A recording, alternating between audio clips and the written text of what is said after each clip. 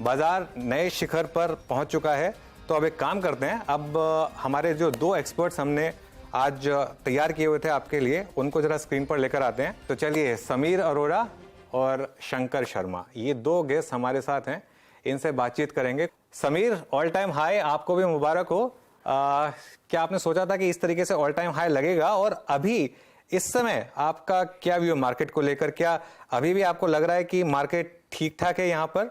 और जो एक पार्टिसिपेशन रहा है ब्रॉडर मार्केट में, मिड कैप इंडेक्स नया हाई लगा रहा है, अभी भी मार्केट आपको लग रहा है कि ठीक ठाक है, ओवरबॉट नहीं है? तो मुझे लगता है कि ओवर वैल्यूड या ओवर रेटेड इसलिए नहीं है क्योंकि अगर आप ईयर टू डेट देखें तो मार्केट कोई 3-4% अप है, एटलीस्ट निफ्टी इंडेक्स है, मे बी मिड कैप थोड़ा ज्यादा। और लास्ट ईयर भी मार्केट कोई 3-4% या 2% अप थी।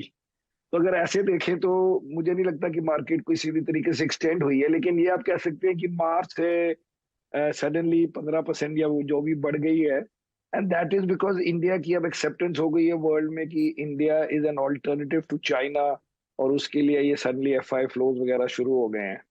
सो आई थिंक ये तो हाई तो एक अलग बात है, लेकिन ये नहीं लगता कि कोई बहुत मार्केट आगे चली गई है फंडामेंटल से। ओके, शंकर को भी लेकर आइए स्क्रीन पर। शंकर, अब अच्छा, शंकर की हेल्थ देखिए एक बार जरा। शंकर काफी फिट लग रहे हैं। शंकर, आप तो एकदम फिट, मार्केट एकदम फिट, आप एकदम फिट।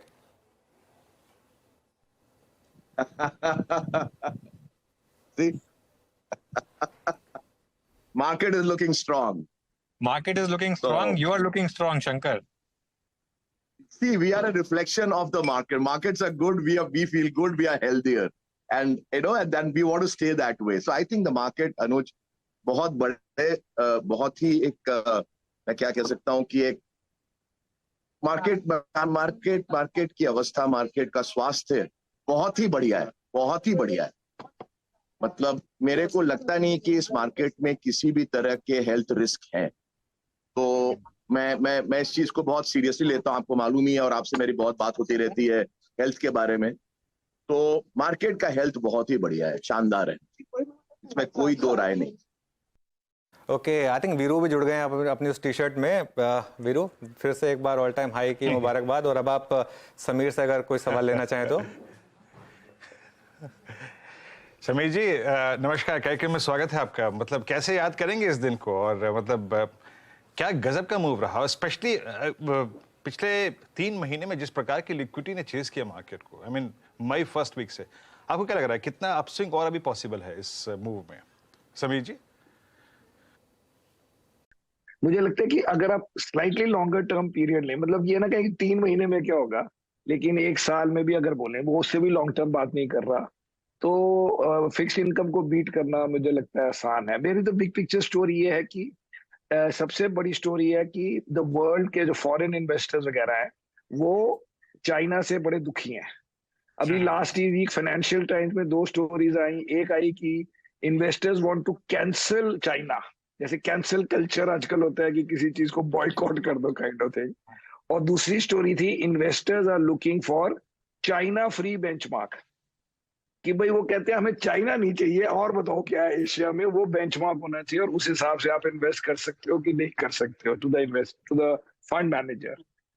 एंड चाइना ने बहुत लोगों की अटेंशन और मनी को डाइवर्ट किया या अब्सॉर्ब किया लास्ट बड़े सालों से। तो अगर वो चाइना का थोड़ा इंटरेस्ट कम हो जाए लोगों का, तो वो उसका बिगेस्ट बेनिफिशियरी इंडिया है। और इंडिया में इशू क्या था कि एफआई बेचते थे, डोमेस्टिक खरीदते थे। जैसे ही एफआई भी खरीदने लग जाए, जो आजकल लग रहा है कि 2 रीजन है कि इंडिया अपना अच्छा कर रहा है, और सेकंड है कि वो पूल है, पैसे तो फिक्स्ड है, वो उधर नहीं डालोगे तो थोड़े बहुत हमारे टाइप मार्केट में डालेंगे। तो अगर दोनों खरीदने लग जाए, दैट वाज द ड्रीम, और वो आजकल चल रहा है, कह सकते हैं। नहीं समीर, ये बात आपकी सही है कि चाइना से लोग दुखी हैं, चाइना से सभी दुखी हैं खैर। लेकिन अभी रिसेंटली उन्होंने रेट कट किया है और स्टिमुलस की भी बात चल रही है। तो क्या एक सेकंड लुक दे सकते हैं इन्वेस्टर्स चाइना को इन लेवल्स पर, कंसीडरिंग कि उनके वैल्यूएशंस काफी कंफर्टेबल हैं? लेकिन उसमें क्या हुआ है कि जो स्पेसिफिक कॉर्पोरेट गवर्नेंस इश्यूज वगैरह हुए हैं, उसको मुझे लगता नहीं कि रेट कट से लोग मान लेंगे, लेकिन क्या हमेशा अगर पूल ऑफ इन्वेस्टर्स है तो कुछ इन्वेस्टर्स होंगे जो इवेंट बेस्ड कर रहे हैं। लेकिन अगर आप न्यूज पढ़े बड़ी बड़ी, जैसे कि I think Canadian pension fund का आया 2 हफ्ते पहले कि वो चाइना में शंघाई ऑफिस ही बंद कर रहे हैं, और कई उन्होंने बोला कि हमारे जो पुराने इन्वेस्टमेंट्स हैं वो तो रहेंगे, लेकिन अब हम नए इन्वेस्टमेंट या तो कम कर देंगे या कैप कर देंगे। अब अगर ये जो इन्वेस्टर्स कह रहे हैं कि हमें चाइना फ्री इंडेक्स दो, अब इस टाइप के इन्वेस्टर, इसका मतलब डे टू डे वो नहीं देख रहे हैं कि इस महीने, वो तो लंबी बात हो रही है।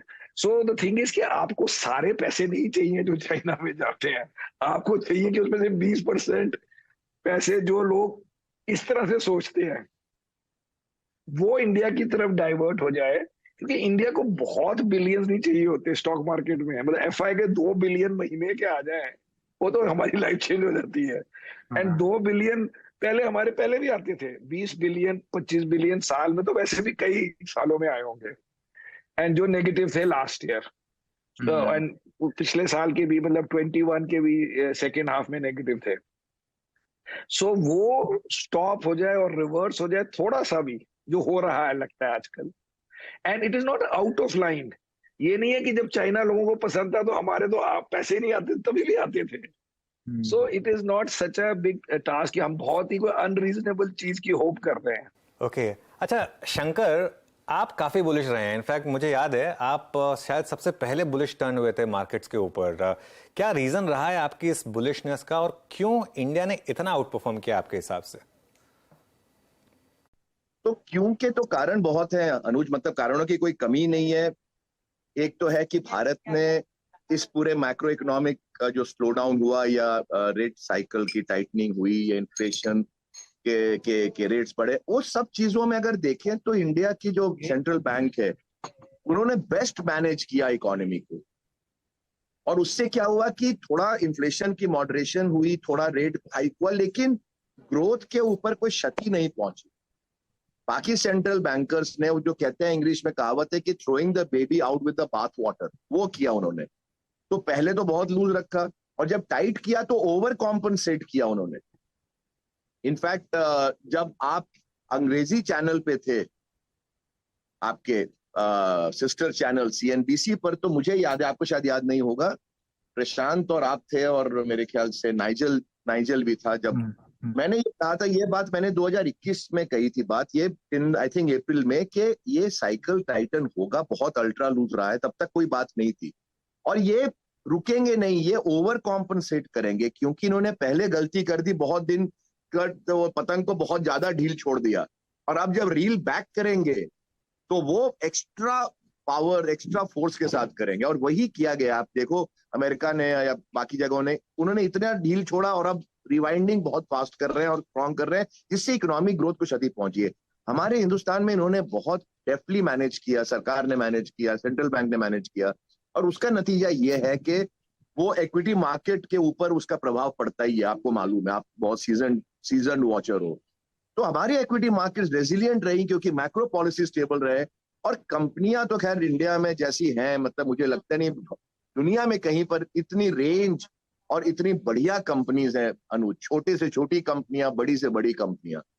तो एज आई ऑलवेज से कि पैसे कम पड़ते हैं एक्चुअली स्पीकिंग, इतनी अपॉर्चुनिटीज है।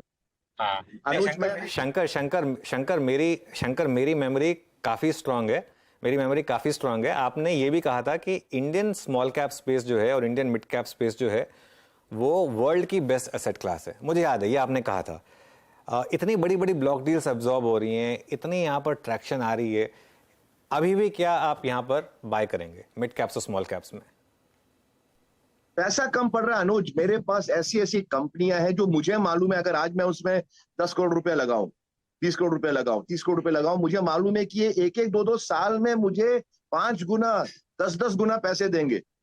लेकिन तकलीफ ये है कि जिससे निकालूंगा वो भी 5 गुना देगा, हो सकता है 10 गुना दे। तो it's a good problem, let's put it this way, it's a good problem to have. Okay Sameer ji, exactly एक सवाल अब आपसे ये है कि इस बार मतलब वो पिछली बार की तरीके से जो एक निराशा थी कि मिड कैप्स नहीं चले, इस बार मिड कैप्स ने पार्टिसिपेट किया, specially post I think April. Mid cap के इस स्ट्रॉन्ग मूव के पीछे आप बड़ी तेजी कितनी जो है उसका कारण क्या मानते हैं, और ये भी कितना एक्सटेंड करेगी? अब मैं रिटेल का बोलने वाला था, बट डिफरेंटली अगर आप हमारे डोमेस्टिक म्यूचुअल फंड जो mid cap and small cap funds हैं उनके साइज देखें तो 30, 40,000 करोड़ के फंड्स हो गए हैं। अब इन